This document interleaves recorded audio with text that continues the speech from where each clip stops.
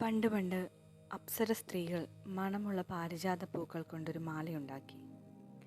ആ മാല ആർക്ക് കൊടുക്കണമെന്നാലോചിച്ചിരിക്കെ ദുർവാസാവ് മഹർഷി അവിടെ വന്നു. അപ്സരസുകൾ മാല മഹർഷിക്ക് സമ്മാനിച്ചു. മാല കൊണ്ട് പ്രത്യേകം ആവശ്യമൊന്നും ഇല്ലാത്തതുകൊണ്ട് അദ്ദേഹം ആ മാല ദേവേന്ദ്രന് നൽകി. ഒപ്പം ഒരു കാര്യം കൂടെ പറഞ്ഞു, മാല കേടാകാതെയും പൊട്ടിപ്പോകാതെയും ധരിക്കണം. ദേവേന്ദ്രൻ അത് സമ്മതിച്ചു. എന്നിട്ട് മാല ധരിക്കാനായിട്ട് ഐരാവതത്തിൻ്റെ മുകളിൽ അത് വെച്ചിട്ട് സ്വന്തം തലമുടി ഒതുക്കി കെട്ടാൻ തുടങ്ങി. ഇതേ സമയം പൂവിൻ്റെ മണമടിച്ച് വണ്ടുകൾ മാലയിലേക്ക് വരാൻ തുടങ്ങി. വണ്ടുകളുടെ ശല്യം സഹിക്കാനാവാതെ ഐരാവതം തുമ്പിക്കൈ കൊണ്ട് മാല വലിച്ചെടുത്ത് കാലുകൊണ്ട് ചവിട്ടിയരച്ചു.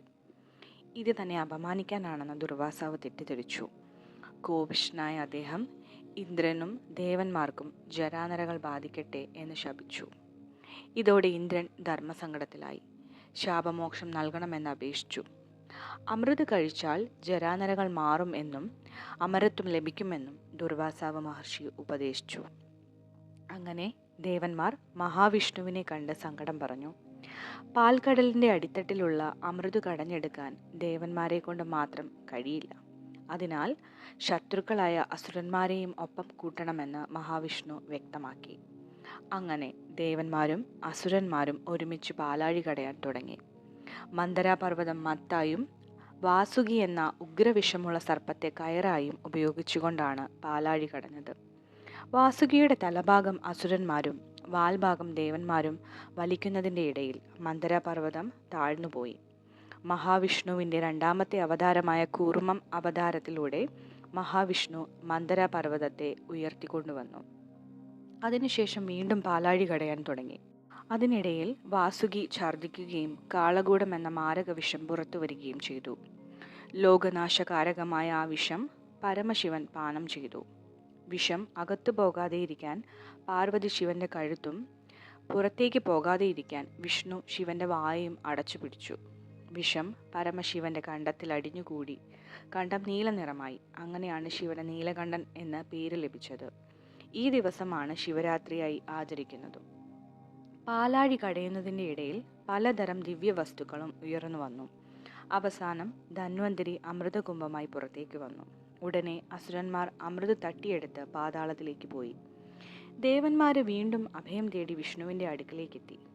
വിഷ്ണു മോഹിനി രൂപത്തിൽ അസുരന്മാരുടെ അടുത്തെത്തി തന്ത്രപൂർവ്വം അമൃത് കയ്യിലാക്കി ദേവന്മാർക്ക് കൊടുത്തു. അങ്ങനെ അവരെല്ലാം പഴയ രൂപത്തിലായി. അസുരന്മാരെ വശീകരിക്കാനായി മഹാവിഷ്ണു എടുത്ത മായാമോഹിനിയെ ദേവന്മാരെല്ലാം പ്രശംസിച്ചു. ഇതറിഞ്ഞ ഭഗവാൻ പരമശിവൻ മോഹിനി രൂപം കാണാൻ അത്യധികം ആഗ്രഹം പ്രകടിപ്പിച്ചു. അദ്ദേഹം മഹാവിഷ്ണുവിനോട് ഈ കാര്യം പറഞ്ഞു. ഭഗവാൻ വിഷ്ണുവിന് താല്പര്യമൊന്നും ഉണ്ടായിരുന്നില്ല എങ്കിലും ശിവന്റെ നിർബന്ധത്തിന് വഴങ്ങി വീണ്ടും മോഹിനിയായി പ്രത്യക്ഷമായി. മോഹിനിയുടെ സൗന്ദര്യം കണ്ട് പരമശിവൻ ലോകത്തുള്ള മറ്റെല്ലാം മറന്ന് മോഹിനിയെ പ്രണയിച്ചു. ആ ബന്ധത്തിൽ ഒരു കുഞ്ഞു പിറന്നു. അതാണ് ഹരിഹരപുത്രൻ അയ്യപ്പൻ. കുട്ടി ജനിച്ച ശേഷം ശിവൻ കൈലാസത്തിലേക്കും വിഷ്ണു വൈകുണ്ഠത്തിലേക്കും പോയി. പക്ഷെ പാവം ഹരിഹരസുതൻ പിറന്നു വീണ കൊടുങ്കാട്ടിൽ കിടന്നു കരഞ്ഞു. ഈ സമയത്താണ് പന്തളം ഭരിച്ചിരുന്ന രാജശേഖര പാണ്ഡ്യൻ എന്ന രാജാവ് നായാട്ട് കഴിഞ്ഞ് പമ്പാതീരത്തുകൂടെ മടങ്ങി വരുന്നത്. കുഞ്ഞിൻ്റെ കരച്ചിൽ കേട്ട് അദ്ദേഹം ഞെട്ടി. കൊടുങ്കാട്ടിൽ ഇങ്ങനെ ഒരു കുട്ടി എങ്ങനെ എത്തി എന്ന് ആലോചിച്ചുകൊണ്ട് അദ്ദേഹവും പരിവാരങ്ങളും കാട് മുഴുവനും തിരച്ചിൽ നടത്തി.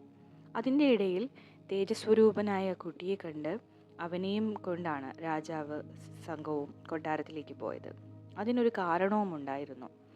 ഭക്തനും പ്രജാവത്സനുമായിരുന്ന രാജാവിന് എല്ലാ ഐശ്വര്യവും ഉണ്ടായിരുന്നുവെങ്കിലും മക്കളുണ്ടായിരുന്നില്ല.